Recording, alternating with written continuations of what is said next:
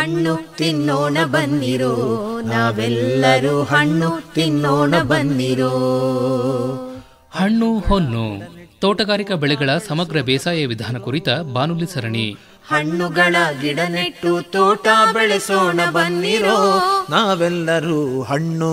ಕೇಳಿ ಕಾರ್ಯಕ್ರಮ ಹಣ್ಣು ಹೊನ್ನು. ಬಣ್ಣ ಬಣ್ಣಗಳ ಬಗೆ ಬಗೆ ಹಣ್ಣು, ಮಣ್ಣಲ್ಲಿ ಬೆಳೆಯೋ ನಿಜ ಹೊನ್ನು.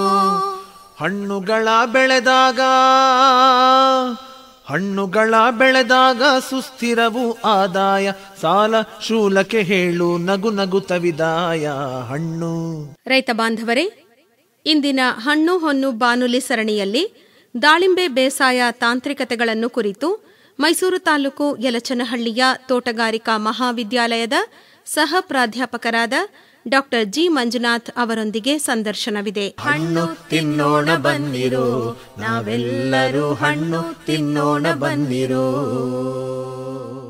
ಡಾಕ್ಟರ್ ಮಂಜುನಾಥ್ ಅವರೇ, ನಮಸ್ಕಾರ. ನಮಸ್ಕಾರ ಸರ್.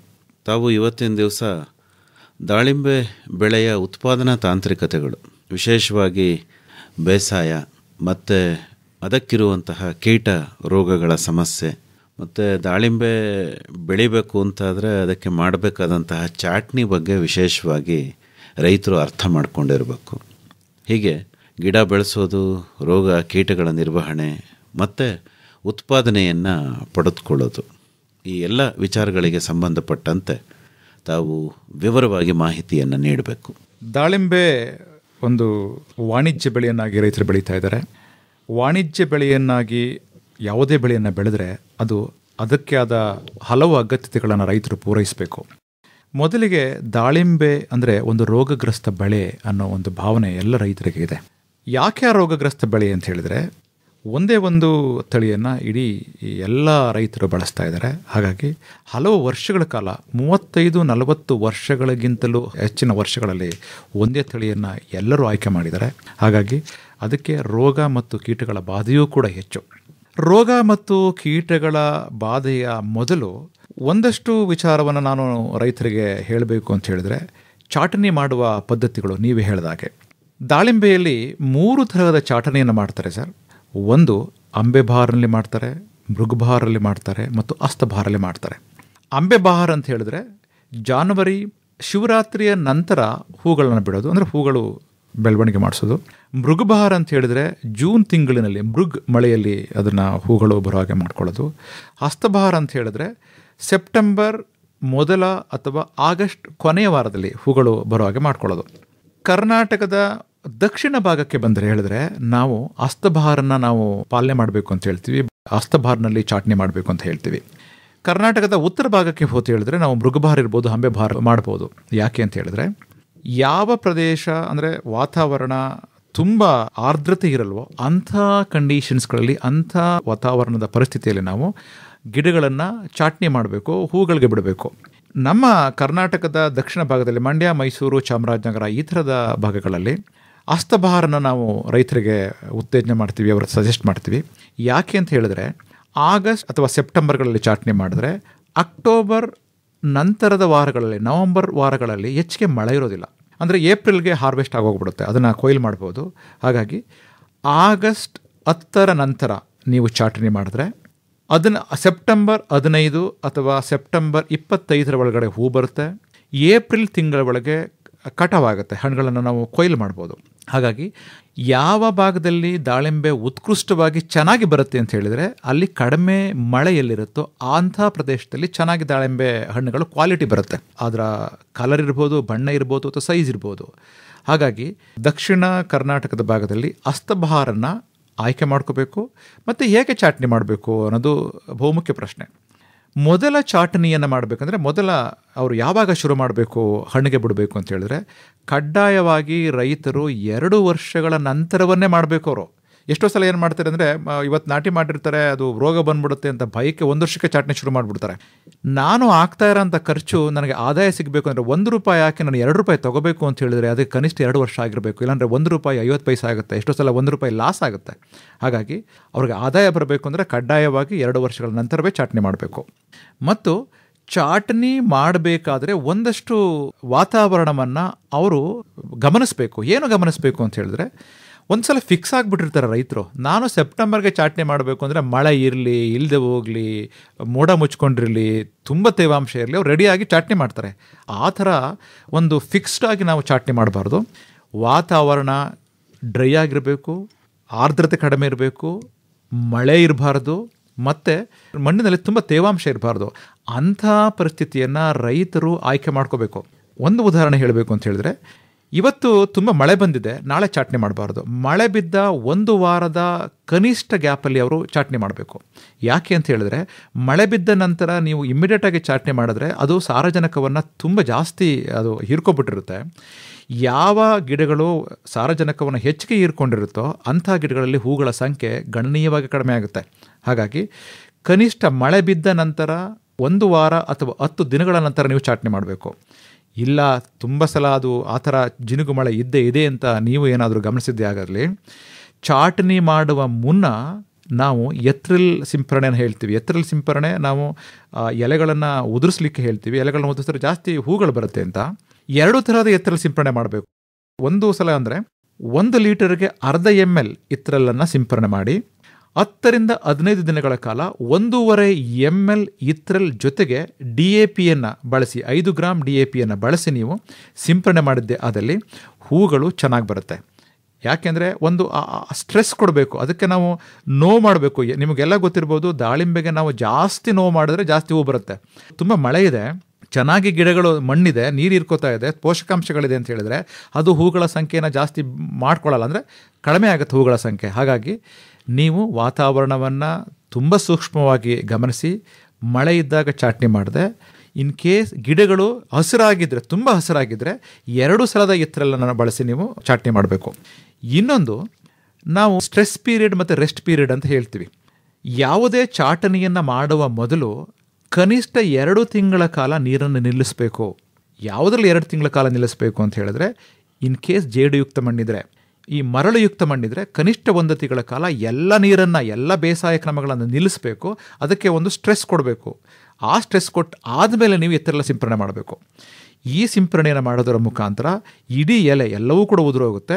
ಒಳ್ಳೆ ಹೂಗಳ ಪ್ರಮಾಣ, ಅಂದರೆ ನಾವು ಏನು ಪ್ರೊಡಕ್ಟಿವ್ ಫ್ಲವರ್ಸ್ ಅಂತೀವಿ, ಅಂದರೆ ಹೆಣ್ಣು ಹೂಗಳ ಸಂಖ್ಯೆ ಜಾಸ್ತಿ ಆಗುತ್ತೆ. ಹಾಗಾಗಿ ಸ್ಟ್ರೆಸ್ ಅನ್ನೋದು ತುಂಬ ಇಂಪಾರ್ಟೆಂಟ್. ಈ ಸ್ಟ್ರೆಸ್ಸನ್ನು ಕೊಟ್ಟು ಎತ್ತರಲ್ಲಿ ಸಿಂಪರಣೆ ಮಾಡಬೇಕು. ಮತ್ತು ವಾತಾವರಣವನ್ನು ಗಮನಿಸಿ ನೀವು ಚಾಟನಿ ಮಾಡಬೇಕು. ಇದು ಯಾವಾಗ ಆಯ್ಕೆ ಮಾಡ್ಕೋಬೇಕು ಅನ್ನೋದಕ್ಕೆ ನಾನು ಹೇಳ್ತಾ ಇದ್ದೀನಿ. ಇನ್ನು ಹೇಗೆ ಮಾಡಬೇಕು ಅನ್ನೋದು ಕೂಡ ಮುಖ್ಯ ಪ್ರಶ್ನೆ. ಹೇಗೆ ಮಾಡಬೇಕು ಅಂತ ಹೇಳಿದ್ರೆ, ಇವತ್ತು ತುಂಬ ಜನ ರೈತರು ಚಾಟನಿ ಮಾಡೋಕ್ಕೆ ಜನ ಸಿಗ್ತಾರೆ, ಅವರ ಲೇಬರ್ಗಳು ಸಿಗ್ತಾರೆ, ಆ ಥರದ್ದು ಒಂದು ಪ್ರಾಕ್ಟೀಸ್ ಇದೆ. ಆದರೆ ಯಾವ ಟೊಂಗೆಗಳು ಕನಿಷ್ಠ, ಅಂದರೆ ಪೆನ್ಸಿಲ್ ಗಾತ್ರದ ಟೊಂಗೆಗಳನ್ನು ಮಾತ್ರ ಹೂಗಳನ್ನು ಬಿಡಲಿಕ್ಕೆ ಆಯ್ಕೆ ಮಾಡಬೇಕು.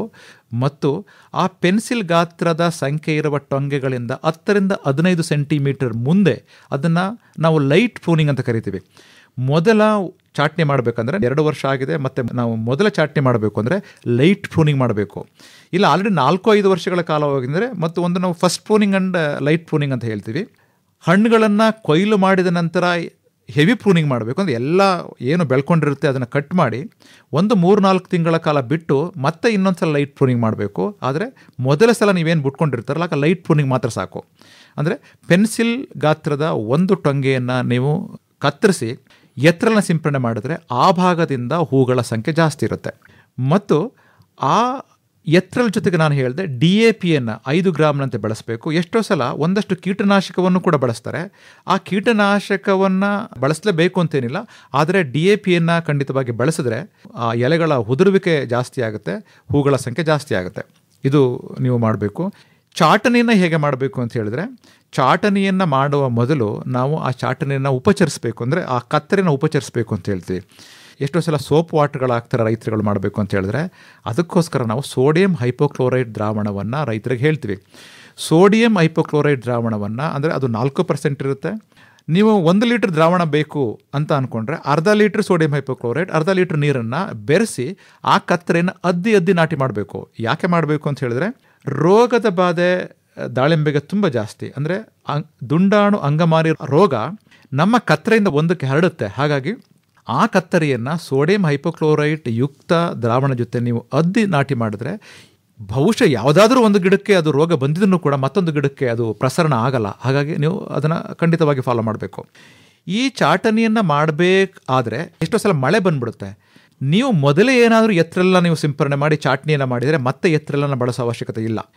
ನಾನು ಎತ್ತರಲ್ಲಿ ಮಾಡದೆ ನಾನು ಚಾಟ್ನಿ ಮಾಡಿದ್ದೀನಿ ಅಂತ ಹೇಳಿದ್ರೆ ಪರಿಸ್ಥಿತಿಯಲ್ಲಿ ಮಾತ್ರ ನೀವು ಎತ್ತರೆಲ್ಲ ಮತ್ತೊಂದು ಸಲ ಮಾಡಬೇಕು. ಎಷ್ಟೋ ಸಲಕ್ಕೆ ಎತ್ತರೆಲ್ಲ ನಾವು ಜಾಸ್ತಿ ಮಾಡಿದ್ರೆ ಹೂಗಳು ಚೆನ್ನಾಗಿ ಬರುತ್ತೆ ಅನ್ನೋ ಒಂದು ನಂಬಿಕೆ ರೈತರಿಗಿದೆ. ಹಾಗಾಗಿ ಕಡ್ಡಾಯವಾಗಿ ಯಾವುದೇ ಕಾರಣಕ್ಕೂ ಕೂಡ 2 ಸಲ ಎತ್ತರನ್ನ ಮಾಡಬಾರ್ದು. ಮಾಡಿದ್ರೆ ಅಲ್ಲಿ ಹೂಗಳು ಚೆನ್ನಾಗಿ ಬರಲ್ಲ ಮತ್ತು ರೋಗದ ಬಾಧೆ ಜಾಸ್ತಿ ಆಗುತ್ತೆ. ಇದು ರೈತರು ಗಮನಿಸಬೇಕಾದ ಪ್ರಮುಖ ಅಂಶ. ಮತ್ತು ಇವತ್ತು ನಾನು ಹೇಳಿದೆ, ಹೂಗಳನ್ನು ಒಂದು ಒಳ್ಳೆ ಪ್ರಮಾಣದಲ್ಲಿ ಇಟ್ಕೊಳ್ಳೋದು ತುಂಬ ಬಹುಮುಖ್ಯವಾದ ಸವಾಲು ರೈತರಿಗೆ. 2 ರೀತಿಯ ತಳಿಗಳನ್ನು ಹೇಳಿದೆ ನಾನು. ಯಾವ ಭಾಗದಲ್ಲಿ ಹೂಗಳು ಬಿಟ್ಟ ತಕ್ಷಣ ಉದುರೋಗ್ತಾ ಇದೆಯೋ ಅಂಥ ಭಾಗದಲ್ಲಿ ಏನಾದರೂ ಆ ಸಮಸ್ಯೆ ಜಾಸ್ತಿ ಇದ್ದರೆ ಇತ್ತೀಚೆಗೆ ಒಂದು ಸೋಲಾಪುರ್ ಲಾಲ್ ಎನ್ನುವ ಒಂದು ತಳಿಯನ್ನು ಅವರು ಬಿಡುಗಡೆ ಮಾಡಿದ್ದಾರೆ. ಸೋಲಾಪುರ್ ಲಾಲ್ ಎನ್ನುವ ತಳಿ ವಾತಾವರಣದ ವೈಪರೀತ್ಯಗಳನ್ನು ಅದು ಸರಿ ಮಾಡಿಕೊಂಡು ಹೂಗಳನ್ನು ಉದುರುವಿಕೆಯನ್ನು ಕಡಿಮೆ ಮಾಡುತ್ತೆ. ಹಾಗಾಗಿ ಯಾರಾದರೂ ಹಸ್ತಬಹಾರ್ನಲ್ಲಿ ನೀವು ಚಾಟ್ನಿ ಮಾಡಿದ್ರೆ ಮಾಡಬೇಕು ಅನ್ನೋ ಪರಿಸ್ಥಿತಿ ಇದ್ದರೆ, ಅಂದರೆ ಎಲ್ಲಿ ಮಳೆ ಜಾಸ್ತಿ ಇರುತ್ತೋ ಅಂಥ ಪರಿಸ್ಥಿತಿ ಇದ್ದರೆ ನೀವು ಸೋಲಾಪುರ್ ಲಾಲ್ ಎನ್ನುವ ತಳಿಯನ್ನು ನೀವು ಆಯ್ಕೆ ಮಾಡಿದ್ರೆ ಉತ್ತಮ. ಇಲ್ಲ ಅಂತ ಹೇಳಿದ್ರೆ ಈ ಥರ ಎಲ್ಲ ವಾತಾವರಣದ ಅಂಶಗಳನ್ನು ಗಮನದಲ್ಲಿ ಇಟ್ಕೊಂಡು ನೀವು ಚಾಟ್ನಿ ಮಾಡಬೇಕು. ಹಾಗಾಗಿ ಈ ಸಂಬಂಧಿತ ಯಾವುದಾದ್ರೂ ಪ್ರಶ್ನೆಗಳಿದ್ದರೆ ನೀವು ಸಂಪರ್ಕ ಮಾಡ್ಬೋದು. ಇದು ಚಾಟ್ನಿ ಮಾಡೋ ಬಗೆ.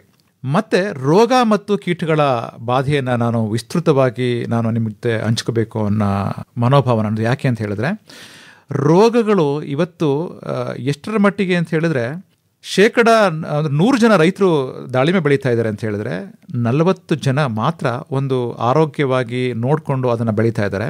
20% ಮಾತ್ರ ಆದಾಯನ ಪಡೀತಾ ಇದ್ದಾರೆ. 60% ಜನ ಆದಾಯ ಪಡೀತಾ ಇಲ್ಲ. ಯಾಕೆ ಅಂತ ಹೇಳಿದ್ರೆ ರೋಗನೇ ಮುಖ್ಯವಾದ ಕಾರಣ. ಯಾವ ರೋಗ ಅದಕ್ಕೆ ಕಾರಣ ಅಂತ ಹೇಳಿದ್ರೆ ದುಂಡಾಣು ಅಂಗಮಾರಿ ರೋಗ ಅಂತ ನಾವು ಹೇಳ್ತೀವಿ. ನಿಮಗೆಲ್ಲ ಗೊತ್ತು ದುಂಡಾಣು ಅಂಗಮಾರಿ ರೋಗ ಹೆಂಗೆ ಕಾಣುತ್ತೆ ಅಂತ ಹೇಳಿದ್ರೆ, ಯಾವುದೋ ಒಂದು ಎಲೆಗಳ ಮೇಲೆ, ಅದು ನಾವು ಬಟ್ಟೆಗಳ ಮೇಲೆ ನೀರು ಹಾಕಿದ್ರೆ ಹೇಗೆ ಆ ಬಟ್ಟೆ ಕಾಣುತ್ತೋ ಹಾಗೆ ವಾಟರ್ ಸೋಕಿಂಗ್ ಲೀಷನ್ ಅಂತ ಹೇಳ್ತೀವಿ ನಾವು. ಅಂದರೆ ಆ ಎಲೆಗಳ ಮೇಲೆ ನೀರು ಹಾಕಿದ್ರೆ ಒಂದು ಆಯಿಲ್ ಬಿದ್ದರೆ ಹೆಂಗೆ ಕಾಣುತ್ತೋ ಆ ರೀತಿ ಆ ಚಿಹ್ನೆ ಕಾಣುತ್ತೆ. ಏನಾದರೂ ಡೌಟ್ ನಿಮಗೆ ಬಂದರೆ ಆ ರೋಗವನ್ನು ಹೆಂಗೆ ನೀವು ಗಮನಿಸಬೇಕು ಅಂತ ಹೇಳಿದ್ರೆ, ಆ ಎಲೆಗಳ ಮೇಲೆ ಒಂದು ಎಣ್ಣೆ ಥರ ಬಿದ್ದಂಗೆ ನೀವು ಕಾಣಿದ್ರೆ ಆ ಎಲೆಗಳನ್ನು ತೆಗೆದು ನೀವು ಸೂರ್ಯನಿಗೆ ವಿರುದ್ಧವಾಗಿ ನೋಡಿದ್ರೆ ಅಲ್ಲೊಂದು ಯೆಲ್ಲೋ ರಿಂಗ್, ಒಂದು ಹಳದಿ ಬಣ್ಣದ ರಿಂಗ್ ಸುತ್ತಮುತ್ತ ಕಾಣುತ್ತೆ ಮತ್ತು ನೀರಾಗಿ, ಅಂದರೆ ಅದು ಮುಟ್ಟಿರೋ ಅಂಟಿರುತ್ತೆ. ಹಾಗಾಗಿ ಈ ಥರದ ಚಿಹ್ನೆಗಳೇನಾದರೂ ನೀವು ಗಮನಿಸಿದ್ರೆ ನೀವು ಕಡ್ಡಾಯವಾಗಿ, ಅಂದರೆ ಇಮ್ಮಿಡಿಯೇಟಾಗಿ ನೀವು ಒಂದಷ್ಟು ಸಿಂಪರಣೆನ ಮಾಡಬೇಕಾಗತ್ತೆ. ಯಾವಾಗ ಈ ಸಮಸ್ಯೆ ಜಾಸ್ತಿ ಆಗುತ್ತೆ ಅಂತ ಹೇಳಿದ್ರೆ ಮೊದಲ ಮುಂಗಾರಿನ ಮಳೆಯಲ್ಲಿ ಈ ರೋಗದ ಬಾಧೆ ಜಾಸ್ತಿ ಆಗುತ್ತೆ. ಆ ರೋಗ ಇರಲಿ ಅಥವಾ ಇಲ್ಲದೆ ಇರಲಿ, ನಿಮಗೆ ಗೊತ್ತಿಲ್ಲದೆ ಇರ್ಬೋದು, ಅದು ರೋಗ ನಿಮಗೆ ಕಾಣಿಸ್ತಾ ಇರ್ಬೋದು.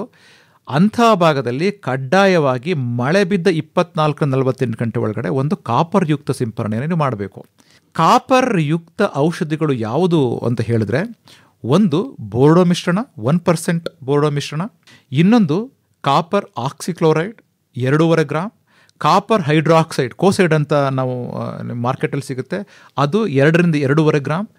ಯಾವುದಾದರೂ ಒಂದನ್ನು ಬಳಸಿ ಮಳೆ ಬಿದ್ದ 24-48 ಗಂಟೆ ಒಳಗೆ ನೀವು ಸಿಂಪರಣೆ ಮಾಡಿದ್ರೆ ಈ ದುಂಡಾಣು ಅಂಗಮಾರಿ ರೋಗದ ಬಾಧೆಯನ್ನು 90%ಕ್ಕಿಂತಲೂ ಕಡಿಮೆ ಮಾಡ್ಬೋದು.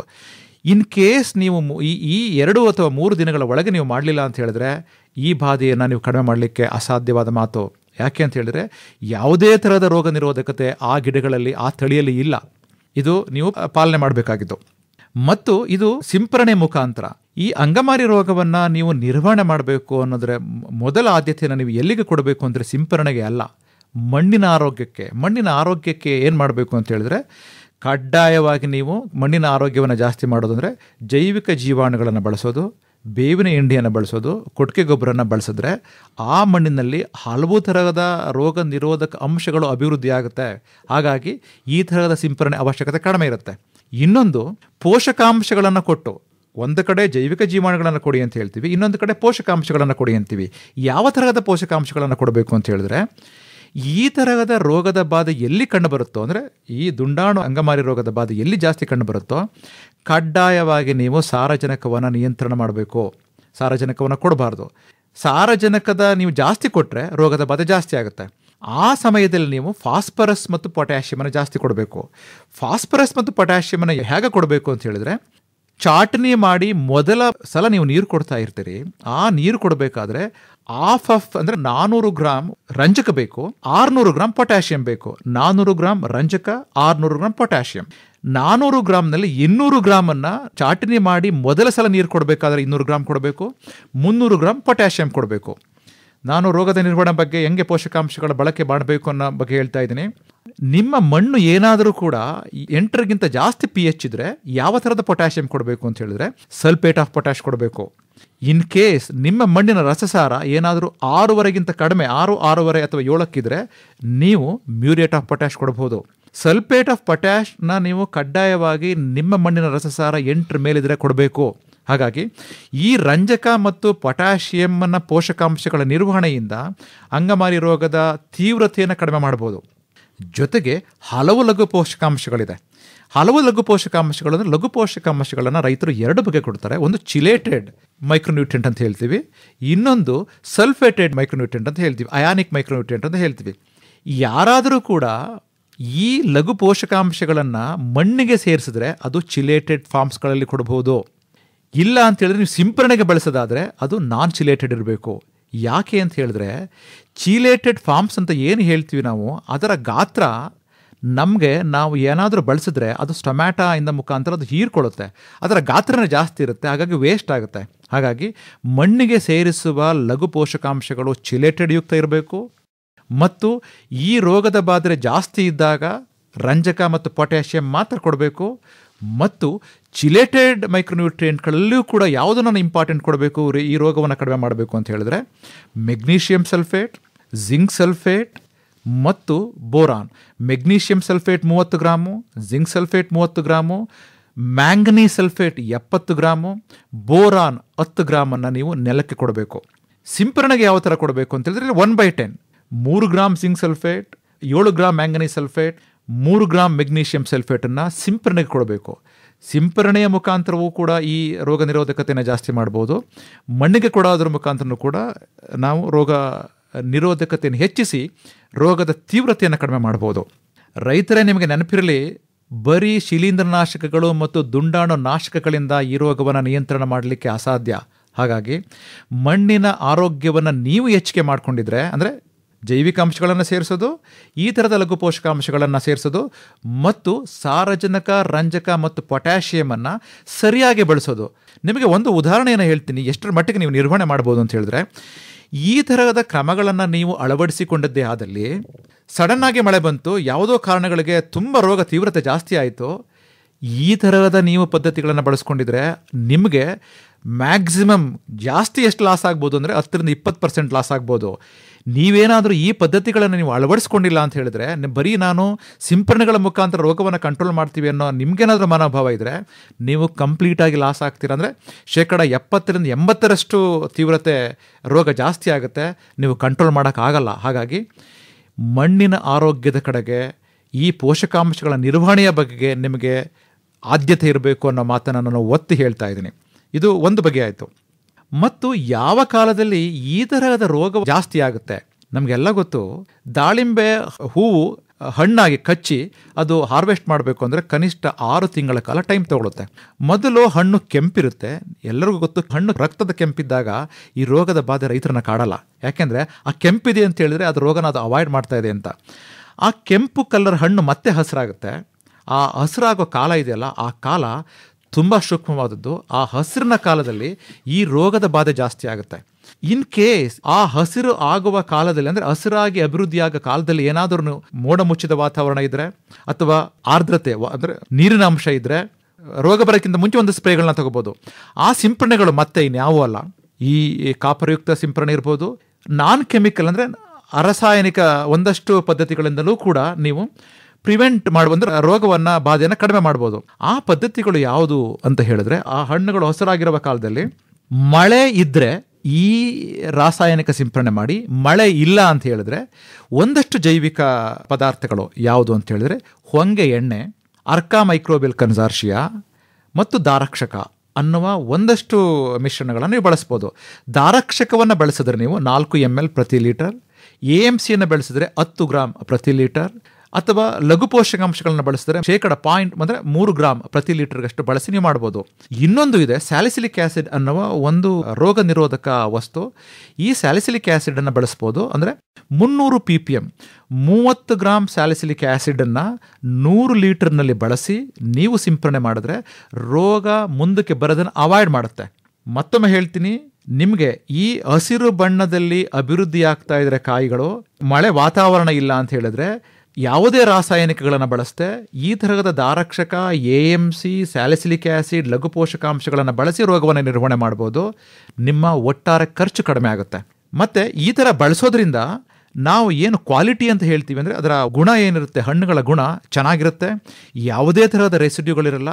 ಮತ್ತು ಕಾಪರ್ಗಳ ಬಳಕೆ ಇವತ್ತು ಎಷ್ಟರ ಮಟ್ಟಿಗೆ ಅಂತ ಹೇಳಿದ್ರೆ, ನಾವು ಜಾಸ್ತಿ ಕಾಪರ್ಗಳನ್ನ ಬಳಸ್ತಾ ಹೋದರೆ ಆ ಹಣ್ಣುಗಳ ಗಾತ್ರ ಜಾಸ್ತಿ ಆಗಲ್ಲ. ಯಾಕೆಂದರೆ ಕಾಪರ್ ಅದನ್ನು ಹಾರ್ಡ್ ಮಾಡ್ತಾ ಹೋಗುತ್ತೆ, ಗಟ್ಟಿ ಮಾಡ್ತಾ ಹೋಗುತ್ತೆ ಆ ಮೇಲಿನ ಸಿಪ್ಪೆಯನ್ನು. ಹಾಗಾಗಿ ಒಟ್ಟಾರೆ ಕಾಪರ್ ಪರ್ಸೆಂಟೇಜನ್ನು ಅಂದರೆ ಬಳಸುವ ಪ್ರಮಾಣವನ್ನು ಕಡಿಮೆ ಮಾಡಿ ನಾವು ಇನ್ನಿತರ ರಾಸಾಯನಿಕವಲ್ಲದ ಪದಾರ್ಥಗಳನ್ನು ಬಳಸಿ ನಾವು ಈ ರೋಗವನ್ನು ನಿರ್ವಹಣೆ ಮಾಡ್ಬೋದು. ಇನ್ನೊಂದು ನಾನು ನಿಮ್ಗೆ ಹೇಳಬೇಕು ಅಂತ ಹೇಳಿದ್ರೆ, ಈ ರೋಗವನ್ನು ನಿರ್ವಹಣೆ ಮಾಡಬೇಕಾದ್ರೆ ನಾನು 2 ಥರದ ಆಯ್ಕೆ ಮಾಡ್ತೀನಿ. ಒಂದು, ಕಳೆದ ವರ್ಷ ನಿಮಗೆ ಗೊತ್ತು ಆಲ್ರೆಡಿ ಆ ತೋಟಗಳಲ್ಲಿ ರೋಗ ಇತ್ತು. ಆ ರೋಗ ಇದೆ ಅಂತ ಹೇಳಿದಾಗ ನೀವು ಪಾಲಿಸಬೇಕಾದ ಕ್ರಮ ಏನು ಅಂತ ಹೇಳಿದ್ರೆ, ಮಳೆ ಬಂದ ತಕ್ಷಣ ಒಂದ್ಸಲ ಕಾಪರ್ ಮಾಡೋದು.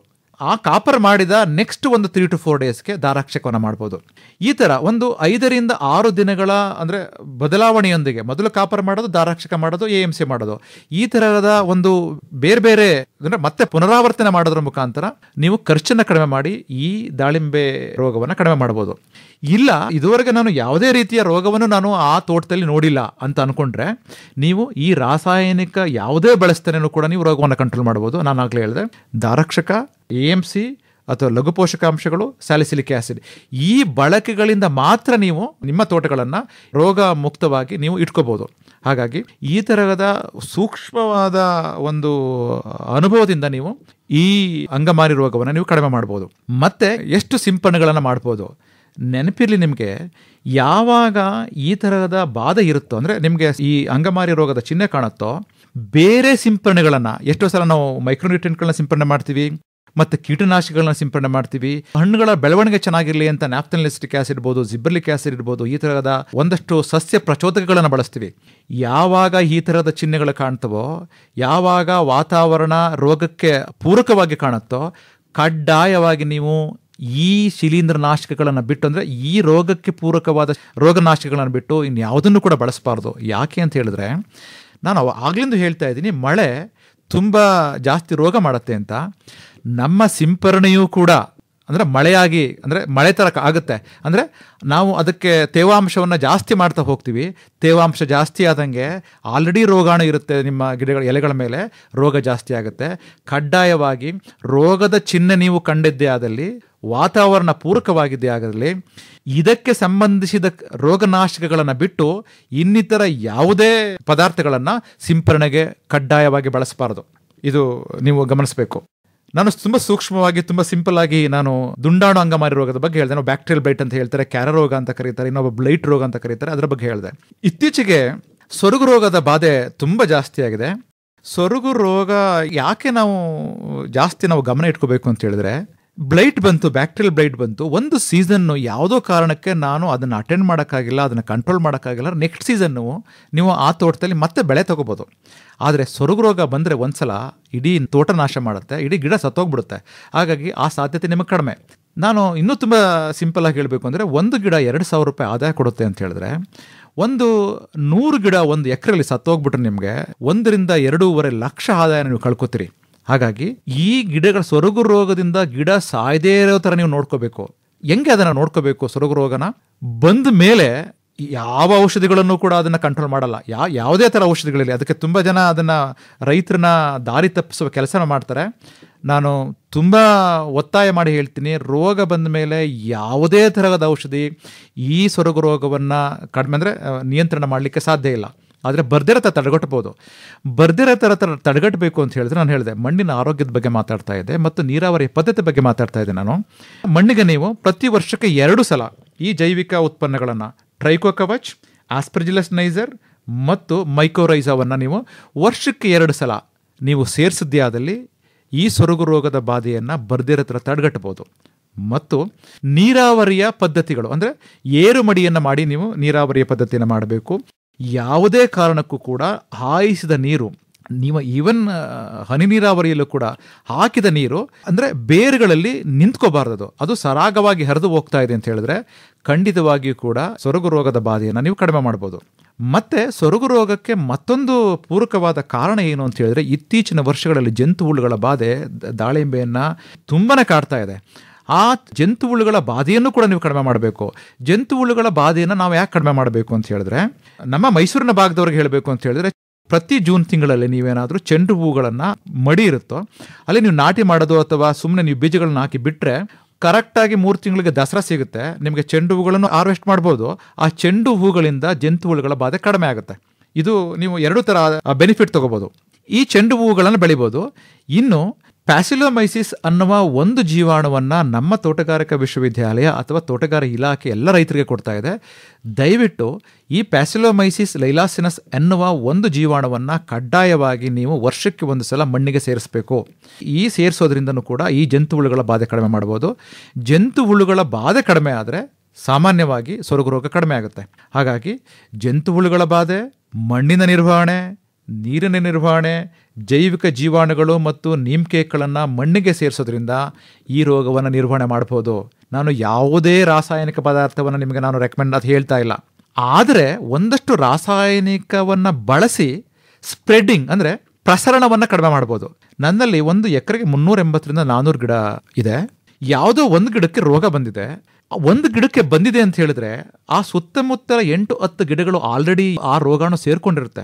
ಆ 8-10 ಗಿಡಗಳಿಗೆ ನೀವು ಈ ರೋಗವನ್ನು ಸೊರಗು ರೋಗದಿಂದ ಸಾಯಲಿಕ್ಕೆ ನೀವು ಕಡಿಮೆ ಮಾಡಬೇಕು ಅಂತ ಹೇಳಿದ್ರೆ ಇಮಿಡಿಯೇಟ್ ಆಗಿ ನೀವೇನು ಮಾಡಬೇಕು ಅಂತ ಹೇಳಿದ್ರೆ ಒಂದು ಪ್ರಾಪಿಕೋನಜೋಲ್ ಎನ್ನುವ ಒಂದು ರಾಸಾಯನಿಕ ಇದೆ. ನಾನು ಪ್ರಸರಣವನ್ನು ಕಡಿಮೆ ಮಾಡಲಿಕ್ಕೆ ಮಾತ್ರ ಹೇಳ್ತಾ ಇದ್ದೀನಿ. ಆ ಪ್ರಾಪಿಕೋನಜೋಲ್ ಅಂದರೆ 2 ml ಪ್ರತಿ ಲೀಟರ್ಗೆ, ಅಥವಾ ಟೆಬಿಕೋನಜೋಲ್ ಅನ್ನುವ ಇನ್ನೊಂದು ರಾಸಾಯನಿಕ ಮಿಶ್ರಣ ಇದೆ, ಅದು 2 ml ಪ್ರತಿ ಲೀಟರ್ಗೆ ಸೇರಿಸಬೇಕು. ಒಂದು ಗಿಡಕ್ಕೆ ಕನಿಷ್ಠ 10 ಲೀಟರ್ ನೀರು ಅಂದರೆ 10 ಲೀಟರ್ ನೀರಿಗೆ 20 ml ಟೆಬಿಕೋನಜೋಲ್ ಅಥವಾ 20 ml ಪ್ರಾಪಿಕೋನಜೋಲ್ ಅನ್ನುವ ಮಿಶ್ರಣವನ್ನು ಮಾಡಿ ಆ ಮಣ್ಣನ್ನು ತೋಯುವ ಹಾಗೆ ಉಯ್ಬೇಕು. ಮತ್ತು ನೀವು ಇನ್ನೊಂದನ್ನು ಏನು ಗಮನಿಸಬೇಕು ಅಂತ ಹೇಳಿದ್ರೆ, ಜಂತು ಹುಳದ ಬಾಧೆ ಹೆಂಗೆ ರೋಗದ ತೀವ್ರತೆಯನ್ನು ಜಾಸ್ತಿ ಮಾಡುತ್ತೋ ಹಂಗೆ ಒಂದು ಶಾರ್ಟ್ ಹೋಲ್ ಬೋರರ್ ಅನ್ನೋ ಒಂದು ಹುಳ ಇರುತ್ತೆ. ಅದು ಎಲ್ಲಿರುತ್ತೆ ಅಂತ ಹೇಳಿದ್ರೆ ಆ ಕಾಂಡ, ಮಣ್ಣಿಗೆ ಅಂಟ್ಕೊಂಡಿರೋಂಥ ಕಾಂಡದಲ್ಲಿ ಒಂದು ಹೋಲ್ಸ್ ಇರುತ್ತೆ, ಅಂದರೆ ತೂತಿರುತ್ತೆ. ಆ ತೂತನ್ನು ನೀವೇನಾದರೂ ಗಮನಿಸಿದ್ದೇ ಆದಲ್ಲಿ ಅದಕ್ಕೆ ಕ್ಲೋರೋಪೈರಿಫಾಸ್ ಸೇರಿಸ್ಕೋಬೇಕು. ಟೆಬಿಕೋನಜೋಲ್ 20 ml 10 ಲೀಟರ್ ನೀರಿನ ಜೊತೆಗೆ ಅದೇ 20 ಲೀಟರ್ ನೀರಿಗೆ 40 ml ಕ್ಲೋರೋಪೈರಿಫಾಸನ್ನು ಸೇರಿಸಿ ಕಾಂಡ ತೋಯುವ ಹಾಗೆ ಮಣ್ಣಿಗೆ ನೀವು ಹುಯ್ದ್ರೆ, ಅಂದರೆ ಅದನ್ನು ಡ್ರೆಂಚ್ ಮಾಡಿದ್ರೆ ಸೊರಗು ರೋಗದ ಪ್ರಸರಣ ಕಡಿಮೆ ಆಗುತ್ತೆ. ಮತ್ತು ಎಷ್ಟು ಸಲ ಮಾಡಬೇಕು ಅಂತ ಹೇಳಿದ್ರೆ ಕಡ್ಡಾಯವಾಗಿ ಒಂದು ಸೀಸನಲ್ಲಿ 2 ಸಲ ಮಾಡಬೇಕು. ಆ 2 ಸಲ ಮಾಡಿದ್ರೆ ಆ ಪ್ರಸರಣವನ್ನು ಕಡಿಮೆ ಮಾಡ್ಬೋದು. ಮತ್ತು ಎಷ್ಟೋ ಸಲ ರೈತರು ಏನಂತ ಅನ್ಕೋತಾರೆ ಅಂತ ಹೇಳಿದ್ರೆ, ನಾನು ಮಾಡಿದ್ದೀನಿ ಅಂದರೆ ಎಲ್ಲದಕ್ಕೂ ಮಾಡಬೇಕಾ ಅಂತ ಕೇಳ್ತಾರೆ. ಖಂಡಿತ ಮಾಡಬೇಕಾಗಿಲ್ಲ. ಯಾವ ರೋಗಕ್ಕೆ ಗಿಡ ಬಂದಿದೆಯೋ ಆ ಗಿಡ ಮತ್ತು ಅದರ ಸುತ್ತಮುತ್ತಲ 8 ಗಿಡಗಳಿಗೆ ಮಾತ್ರ ನಾವು ಈ ದ್ರಾವಣವನ್ನು ಹಾಕಿದ್ರೆ ಪ್ರಸರಣವನ್ನು ಕಡಿಮೆ ಮಾಡ್ಬೋದು. ಮಿಕ್ಕಿದ ಎಲ್ಲ ಗಿಡಗಳಿಗೆ ಜೈವಿಕ ಜೀವಾಣುಗಳನ್ನು ಸೇರಿಸ್ತಾ ಹೋಗಬೇಕು. ಭಾಳಷ್ಟು ವಿಚಾರಗಳು ಹೇಗಿರ್ತವೆ ಅಂತಂದರೆ, ದಾಳಿಂಬೆ ಬೆಳೆಯೋದಕ್ಕೆ ಭಯಪಡಿಸೋ ರೀತಿಯಲ್ಲೇ ಇರ್ತವೆ. ಅಂದರೆ ಇಷ್ಟೆಲ್ಲ ಕಷ್ಟಪಟ್ಟು ಬೆಳಿಬೇಕಾ ಅಂತ ಎಷ್ಟೋ ಜನ ಯೋಚನೆ ಮಾಡೋದು ಉಂಟು. ಅಂದರೆ ಈಗ ಹಾಗಾದರೆ ದಾಳಿಂಬೆ ಬೆಳೆಯೋದು ಅಷ್ಟೊಂದು ಕಷ್ಟನಾ ಡಾಕ್ಟ್ರೆ? ಸರ್, ನಾನು ಹೇಳಿದೆ ನಿಮಗೆ, ಯಾರ ಮಣ್ಣಿಗೆ ಆದ್ಯತೆ ಕೊಟ್ಟಿದ್ದೇ ಆದಲ್ಲಿ ಖಂಡಿತ ದಾಳಿಂಬೆ ಬೆಳೆಯನ್ನು ಸುಲಭವಾಗಿ ಬೆಳಿಬೋದು ಸರ್. ಯಾರು ಮಣ್ಣಿಗೆ ಗಮನಿಸಲ್ವೋ ಅವರು ದಾಳಿಂಬೆ ಬೆಳೀಲಿಕ್ಕೆ ಕಷ್ಟಪಡಬೇಕಾಗುತ್ತೆ. ಈಗ ನಮ್ಮ ಭಾಗ ಏನಿದೆಯಲ್ಲ, ಇದು ದಾಳಿಂಬೆ ವಲಯ ಅಲ್ವಾ? ಅಲ್ಲ ಸರ್. ಅಂದರೆ ಉತ್ತರ ಕರ್ನಾಟಕದ ಹಲವು ಭಾಗಗಳನ್ನು ನಾವು ಟ್ರೆಡಿಷನಲ್ ಅಂದರೆ ಸಾಂಪ್ರದಾಯಿಕವಾಗಿ ದಾಳಿಂಬೆ ಬೆಳೆಯುವ ಪ್ರದೇಶಗಳು. ಮೈಸೂರು, ಮಂಡ್ಯ ಮತ್ತು ಚಾಮರಾಜನಗರವನ್ನು ಅಸಾಂಪ್ರದಾಯಿಕ ಅಂದರೆ ನಾನ್ ಟ್ರೆಡಿಷನಲ್ ಏರಿಯಾ ಆಫ್ ದಾಳಿಂಬೆ ಬೆಳೆಯುವ ಪ್ರದೇಶ ಅಂತ ನಾವು ಪರಿಗಣನೆ ಮಾಡ್ತೀವಿ. ಆದರೆ ಇತ್ತೀಚೆಗೆ ತುಂಬ ಯಶಸ್ವಿಯಾಗಿ ಈ ಭಾಗದಲ್ಲೂ ಕೂಡ ದಾಳಿಂಬೆನ ಬೆಳೆದಿದ್ದಾರೆ. ಎಷ್ಟು ಯಶಸ್ವಿ ಅಂತ ಹೇಳಿದ್ರೆ 1 ಎಕರೆಗೆ 15 ಟನ್ಗಳಷ್ಟು ಇಳುವರಿಯನ್ನು ಪಡೆದಿದ್ದಾರೆ. ಯಾಕೆ ಅಂತ ಹೇಳಿದ್ರೆ ಉತ್ತರ ಕರ್ನಾಟಕದ ಭಾಗದಲ್ಲಿ ದಾಳಿಂಬೆ ಬೆಳೆಯನ್ನು ಅಂದ್ರೆ ಫಲವತ್ತತೆ ಇಲ್ಲದೇ ಇರೋ ಮಣ್ಣುಗಳಲ್ಲಿ ಬೆಳೀತಾರೆ. ನಮ್ಮ ಮಣ್ಣುಗಳು ಫಲವತ್ತತೆಯಿಂದ ಕೂಡಿದೆ ಮತ್ತು ರೆಡ್ ಸಾಯಿಲ್ ಅಂದರೆ ಕೆಂಪು ಮಣ್ಣು ಅದಕ್ಕೆ ತುಂಬ ಸೂಕ್ತವಾದ ಮಣ್ಣು ನಮ್ಮ ಭಾಗದಲ್ಲಿ ಇದೆ. ಹಾಗಾಗಿ ಈ ಫಲವತ್ತತೆ ಇರೋ ಮಣ್ಣಲ್ಲಿ ಜಾಸ್ತಿ ನಮಗೆ ಆದಾಯ ಕೊಡ್ತಾ ಇರೋದ್ರಿಂದ ಖಂಡಿತ ಇಲ್ಲಿ ಬೆಳಿಬೋದು. ಹಾಗಾಗಿ ಮಣ್ಣನ್ನು ನಾವು ಚೆನ್ನಾಗಿ ಇಟ್ಕೊಂಡು ಬೆಳಿಬೇಕು ಅನ್ನೋದು ನನ್ನ ಮಾತು. ಡಾಕ್ಟ್ರೆ, ಈಗ ದಾಳಿಂಬೆಯನ್ನು ಬೇರೆ ಬೆಳೆಯ ಜೊತೆ ಬೆರೆಸ್ಕೊಂಡು ಬೆಳಿಬಾರ್ದಾ? ಏಕ ಬೆಳೆಯಾಗೆ ಬೆಳಿಬೇಕಾ? ತುಂಬ ಒಳ್ಳೆಯ ಪ್ರಶ್ನೆ ಸರ್.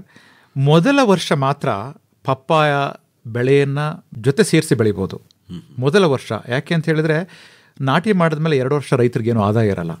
1.5 2 ಲಕ್ಷ ಖರ್ಚು ಮಾಡ್ತಿರ್ತಾನೆ. ಹಾಗಾಗಿ ಪಪ್ಪಾಯ ಅವನಿಗೊಂದು ಆದಾಯ ಕೊಡುತ್ತೆ. ಹಾಗಾಗಿ ಬೆಳಿಬೋದು. ಆ 2 ವರ್ಷಗಳ ನಂತರ ಬೇರೆ ಬೆಳೆ ಬೆಳಿಬಾರ್ದು. ನಾನು ಹೇಳಿದ ಚೆಂಡು ಬೆಳಿಬೋದು, ಒಂದಷ್ಟು ದ್ವಿದಳ ಧಾನ್ಯಗಳನ್ನು ಬೆಳಿಬೋದು. ಅಂದರೆ ಹುರುಳಿ ಹಾಕೋದು ಅಥವಾ ಬೀನ್ಸ್ ಹಾಕೋದು ಅದನ್ನು ಬೆಳಿಬೋದು. ಮತ್ತು ಆ ದಾಳಿಂಬೆ ಜಾಗದಿಂದ 3 ಅಡಿ ಅಂದರೆ ಮುಖ್ಯ ಕಾಂಡದಿಂದ ಆ 3 ಅಡಿಯನ್ನು ಬಿಟ್ಟು ಬೇರೆ ಭಾಗದಲ್ಲಿ ದ್ವಿದಳ ಧಾನ್ಯಗಳನ್ನು ಬೆಳಿಬೋದು. ಬೇರೆ ಬೆಳೆಗಳನ್ನು ಬೆಳಿಬಾರ್ದು ಸರ್. ಚೆನ್ನಾಗಿ ನಿರ್ವಹಣೆ ಮಾಡಿದ್ರೆ ಎಷ್ಟು ವರ್ಷ ಇಟ್ಕೋಬೋದು ಗಿಡನ? 15ರಿಂದ 18 20 ವರ್ಷಗಳ ಕಾಲ ಇಟ್ಕೋಬೋದು. ದಾಳಿಂಬೆ ನಿಜವಾಗಿಯೂ ಕೂಡ ಅವನಿಗೆ ಆದಾಯ ಕೊಡಬೇಕು ಅಂತ ಹೇಳಿದ್ರೆ 5ರಿಂದ 10 ವರ್ಷಗಳ ಕಾಲ ಅವನ ದಾಳಿಂಬೆ ಗಿಡಗಳನ್ನ ಇಟ್ಕೊಂಡಿದ್ದೆ ಆದಲ್ಲಿ ಒಂದು ಗಿಡ ಕನಿಷ್ಠ 2,500ರಿಂದ 3,000 ಆದಾಯವನ್ನು ಕೊಡುತ್ತೆ. 1 ಕೆಜಿಗೆ 80 ರೂಪಾಯಿನಂತ ಸಿಕ್ಕರೂ ಕೂಡ ಒಂದು ಗಿಡ 40 kgವರೆಗೆ ನಾವು ಬೆಳಿಬೋದು. ಹಾಗಾಗಿ 2,000ರಿಂದ 3,000ವರೆಗೆ ರೈತರು ಆದಾಯ ಮಾಡ್ತಾ ಇದ್ದಾರೆ ಇವತ್ತು. ದಾಳಿಂಬೆ ಗಿಡಗಳನ್ನು ತೋಟದಲ್ಲಿ ನೋಡಿದಾಗ ಅದಕ್ಕೆ ಸ್ಟೇಕಿಂಗ್ ಕೊಟ್ಟಿರೋದನ್ನು ನಾವು ಗಮನಿಸ್ತೀವಿ. ಇದು ಅನಿವಾರ್ಯನೇ? ಖಂಡಿತ ಸ್ಟೇಕಿಂಗ್ ಅವಶ್ಯಕತೆ ಇಲ್ಲ ದಾಳಿಂಬೆಗೆ. ಆದರೆ ಚಾಟನಿ ಮಾಡಬೇಕಾದ್ರೆ ಎಂಥ ಟೊಂಗೆಗಳನ್ನು ಆಯ್ಕೆ ಮಾಡಬೇಕು ಅಂತ ಹೇಳಿದ್ರೆ ಅದು ಹಣ್ಣು ಬಿಟ್ಟು ಹಣ್ಣು ದಪ್ಪ ಆದಮೇಲೆ ಸುಲಭವಾಗಿ ಬಿದ್ದೋಗಬಾರ್ದು ಅನ್ನೋ ಟೊಂಗೆಗಳನ್ನು ಆಯ್ಕೆ ಮಾಡಿ ಚಾಟ್ನಿ ಮಾಡಬೇಕು. ಖಂಡಿತವಾಗಿ ಬೇಕಾಗಿಲ್ಲ. ಅಲ್ಲ, ತುಂಬ ಜನ ಹೌದು 4 ಕಡೆಯಲ್ಲಿ ಬಹಳ ಕಷ್ಟಪಟ್ಟು ಅದನ್ನು ಎತ್ತಿ ನಿಲ್ಲಿಸಿ ಹಣ್ಣನ್ನು ಪಡೆದುಕೊಳ್ಳೋ ಪ್ರಯತ್ನ ಮಾಡ್ತಾರೆ. ಅದಕ್ಕೆ ತುಂಬ ಖರ್ಚನ್ನು ಕೂಡ ಮಾಡ್ತಾರೆ. ಹೌದು, ನಾವು ಅದಕ್ಕೆ ಎಷ್ಟೋ ಜನ 25ರಿಂದ 30 ಸಾವಿರ ಒಂದು ಎಕರೆ ಖರ್ಚು ಮಾಡ್ತಾರೆ ಸರ್ ಅವರು. ಮತ್ತೆ ಎಷ್ಟೋ ಸಲ ಯಾರು ಸ್ಟೇಕಿಂಗ್ ಕೊಡ್ತಾರೆ ಅಂತ ಹೇಳಿದ್ರೆ ಮೊದಲ 12 ತಿಂಗಳಾದ್ಮೇಲೆ ಇಮಿಡಿಯೇಟಾಗಿ ಚಾಟ್ನಿಗೆ ಹೋಗ್ಬಿಟ್ಟಿರ್ತಾರೆ. ಅದು ಗಟ್ಟಿನೇ ಇರೋಲ್ಲ. ಅದು ಅಂಥ ರೈತರು ಮಾತ್ರ ಸ್ಟೇಕಿಂಗ್ ಮಾಡ್ತಿದ್ದಾರೆ ಹೊರತು ಸ್ಟೇಕಿಂಗ್ ಅವಶ್ಯಕತೆ ಇಲ್ಲ.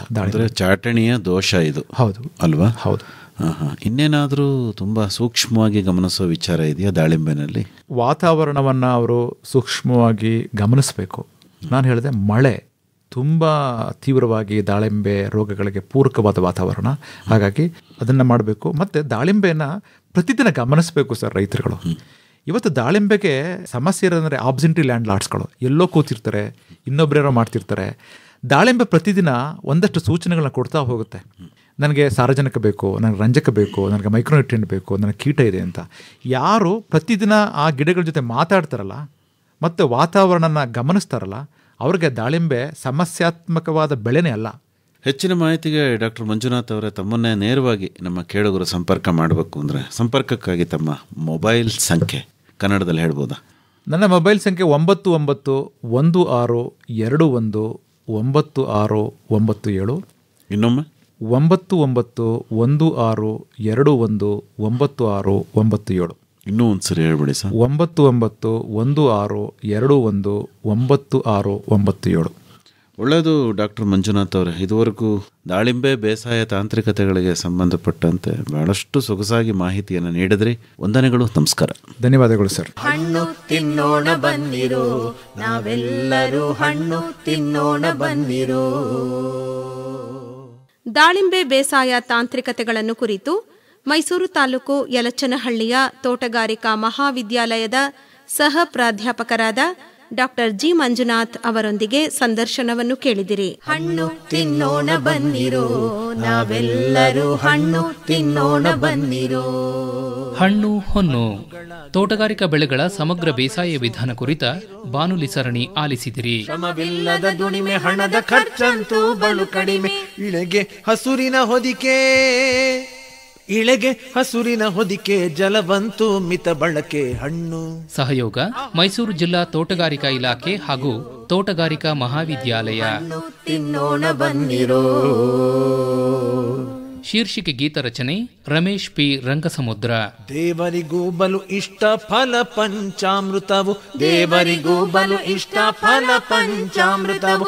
ಜೀವಿಗಳ ಆರೋಗ್ಯಕ್ಕೂ ಸಂಗೀತ ಸಂಯೋಜನೆ ಹಾಗೂ ಗಾಯನ ನಿತಿನ್ ರಾಜಾರಾಮ್ ಶಾಸ್ತ್ರಿ. ಹಣ್ಣು ಆಹಾ ಹಣ್ಣು ತಿನ್ನೋಣ ಬನ್ನಿರೋ, ನಾವೆಲ್ಲರೂ ಹಣ್ಣು ತಿನ್ನೋಣ ಬನ್ನಿರೋ. ಸಂಕಲನ ಹಾಗೂ ನೆರವು ಆರ್ ಲೋಕೇಶ್ವರಿ. ಹಣ್ಣುಗಳ ಗಿಡ ನೆಟ್ಟು ತೋಟ ಬೆಳೆಸೋಣ ಬನ್ನಿರೋ, ನಾವೆಲ್ಲರೂ. ಪರಿಕಲ್ಪನೆ ಹಾಗೂ ನಿರ್ಮಾಣ ಎನ್ ಕೇಶವಮೂರ್ತಿ. ಆಹಾ ಹಣ್ಣು ತಿನ್ನೋಣ ಬನ್ನಿರೋ, ನಾವೆಲ್ಲರೂ ಹಣ್ಣು ತಿನ್ನೋಣ ಬನ್ನಿರೋ.